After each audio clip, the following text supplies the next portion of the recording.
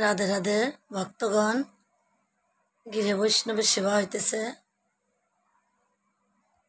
বৈষ্ণব সেবার মতো সেবাই জগতে আর কিছুই নেই। বৈষ্ণব হতে পারি নেই, কিন্তু বৈষ্ণবের সেবা দিলে বৈষ্ণব যদি কৃপা করে, গোবিন্দ কৃপা করবে। বৈষ্ণবকে একাদশীর সেবা করাইতেছি। আজ একাদশী, 500 একাদশী, একাদশীর দিন গিরে বৈষ্ণবের সেবা। আমি খুব খুশি, কারণ এই বৈষ্ণব হলো দেওরি, দুর্গা ঠাকুর বানাইতেছে।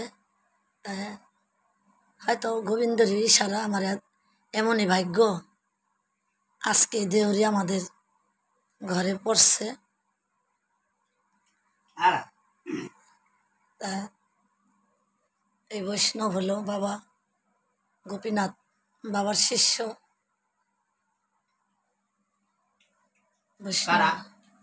বৈষ্ণবের সেবায়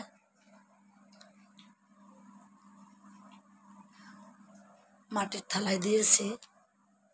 আমি বৈষ্ণবদের সেবা দিলে এমনিভাবে দেই। আর এই মাটির থালা, গিলাস, বাটিতে যদি আমরাও সবাই সেবা করতে পারতাম, তাহলে আমাদের কোনোদিন গ্যাস্ট্রিক থাকতো না। আগের দিনে এমনিভাবে সেবা করছে বলে মানুষের কোনোদিন গ্যাস্ট্রিক কী জিনিস তা আগের দিনে মানুষ চিনত না। যাই হোক, বৈষ্ণব সেবা করছে। কেমন হয়েছে রান্না জানি না। একাদশীর রান্না তো সেরকমভাবে মশলা টশলা দিতে পারি নাই। এখন বৈষ্ণব যদি কিছু বলে বলুক।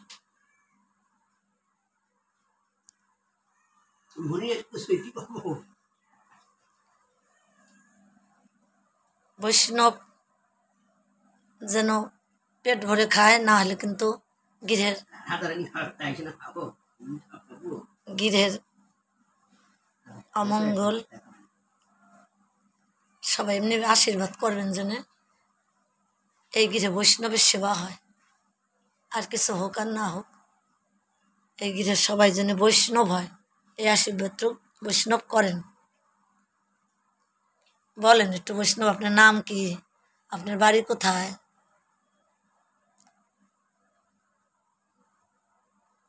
বলেন বৈষ্ণব নাম কি? বাবারে, কোথায় বাড়ি? কোন গুরুর শিষ্য? আমার এই বৈষ্ণব একটু কানে কম শুনে, তাই আমি একটু বলে দিলাম। এখন বলবে বৈষ্ণবের পরিচয় সুন্দর করে। হ্যাঁ, কোন গুরুদেবের শিষ্য? কোন গুরুদেবের শিষ্য? গোপীনাথ গোস্বামী শিষ্য। রাধে রাধে।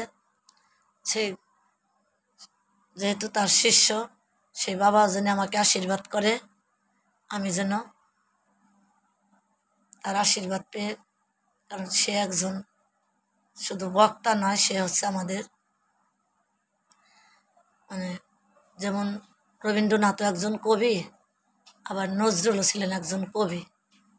নজরুল হয়েছেন বিদ্রোহ কবি, আর আমাকে গোপীনাথ বাবাজিও তদ্রূপ বিদ্রোহ গুরুদেব, বিদ্রোহ বৈষ্ণব।